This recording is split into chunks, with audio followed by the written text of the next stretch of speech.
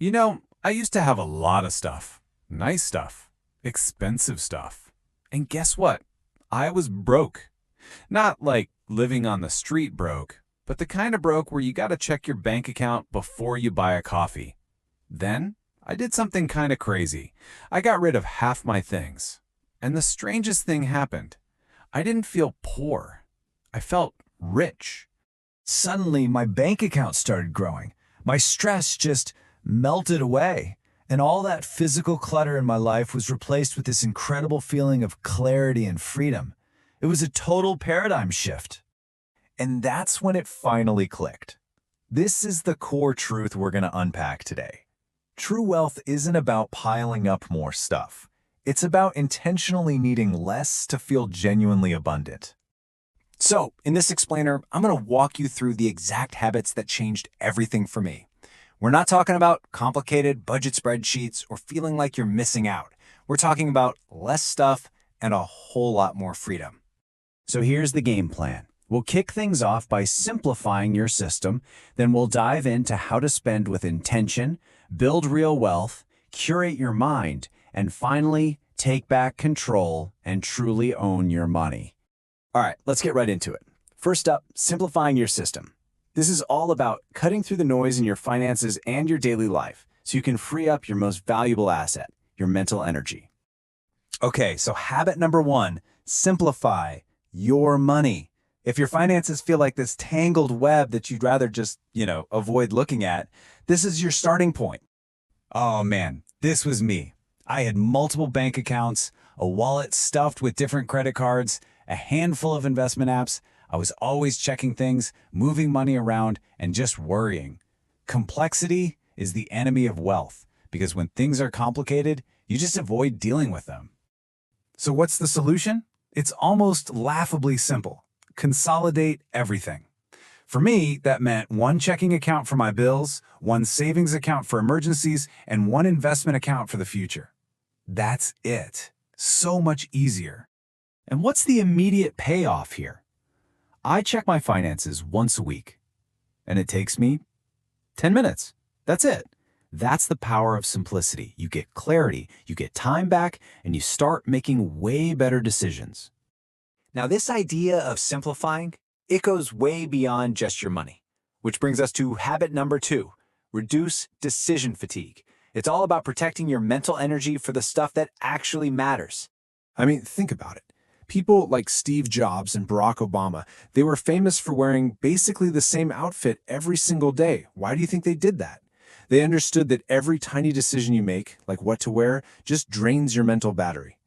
This has nothing to do with fashion. The whole point is to eliminate the small, trivial choices so you can free up that precious brain power for your work, for your creativity, for building your wealth. This one little habit can save you hours of mental energy every week. Okay, next up, let's talk about spending. But hang on, this isn't about just stopping all spending. Not at all. It's about making sure every single dollar you spend is deliberate and actually adds value to your life. So, habit number 3 is to create friction for spending. In a world of one-click buy, it is just way too easy to spend money impulsively. We need to intentionally make it just a little bit harder on ourselves. I know it sounds completely backwards, but listen, friction is your friend. That little bit of extra effort, that pause between the impulse and the purchase, that's where self-control happens. A 30-second pause can literally save you hundreds of dollars. So, how do you do it? You take simple, concrete actions. Delete the shopping apps off your phone. Unsubscribe from all those tempting marketing emails. Go into your browser and remove your saved credit card info. Make spending a deliberate choice, not a mindless reflex. All right, habit number 4 is a huge mindset shift. Buy quality and buy at once. I used to be trapped in this cycle of buying cheap stuff that would just break and need to be replaced over and over. And this slide just nails it, doesn't it? That cheap cycle feels like you're saving money in the moment, but you end up spending more over time, creating more waste, and dealing with more headaches.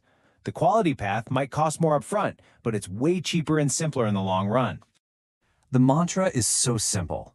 Buy once, cry once. You feel the sting of the higher price one time, and then you get to just forget about it for years. That peace of mind, it's priceless. Okay, now we get to the really proactive part, building actual wealth. This is where we shift from defense to offense. It's about prioritizing your future and really understanding what your most precious asset is. Which brings us to habit number 5. Pay your future self first. You know how it is. Every time you get a raise or a bonus, the first temptation is to upgrade your lifestyle. This habit flips that on its head. You invest that surplus immediately and automatically. And what's so powerful about this is how it totally reframes the process. You don't invest what's left after you spend. You spend what's left after you invest. The money goes straight to your investment account the day you get paid. You don't see it, you don't touch it, and your wealth just grows on autopilot. Okay, habit number 6. And honestly, this might be the most important one of all.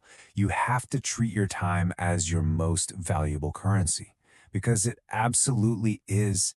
I used to spend hours hunting for coupon codes to save like $5. Now I see what a terrible trade that was. You can invest those same hours into learning a new skill, exercising, or building a side business, things with an infinitely higher return on your time. I want you to really remember this. They can always print more money. Nobody can create more time. You can't earn it back. Once it's gone, it's gone. So stop trading precious hours for tiny discounts.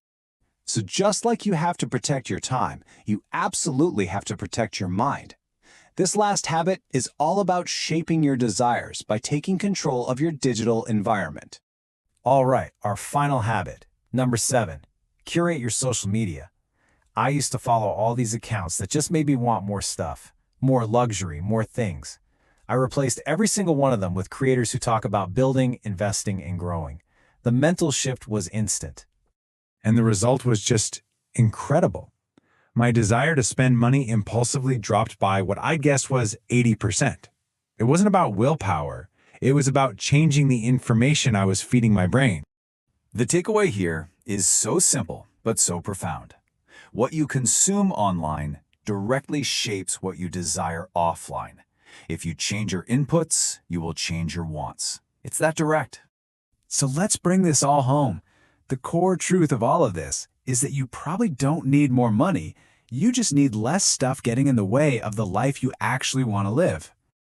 So here they are, the 7 habits all in one place. Simplify your accounts, reduce your daily decisions, create friction for spending, invest your surplus first, buy quality things once, curate your social media, and always, always value your time over stuff. And look, these aren't just money tips. This is a path to a totally different kind of wealth, a wealth that isn't measured in possessions, but in peace of mind, in freedom, and in having the time to live a life you actually love. So I want to leave you with a super simple challenge. Don't try to do all of this at once. That's overwhelming. Just pick one, just one of these habits. Maybe you simplify your bank accounts this week, or just unsubscribe from 5 marketing emails. Take one tiny action and just see what happens. And that leaves us with the one final crucial question. It's the question that sits at the very heart of all of this. Do you own your money, or does your lifestyle own you? Hey, if this resonated with you and you want to keep exploring smarter financial habits, make sure you subscribe for more explainers just like this one. And definitely check out our Money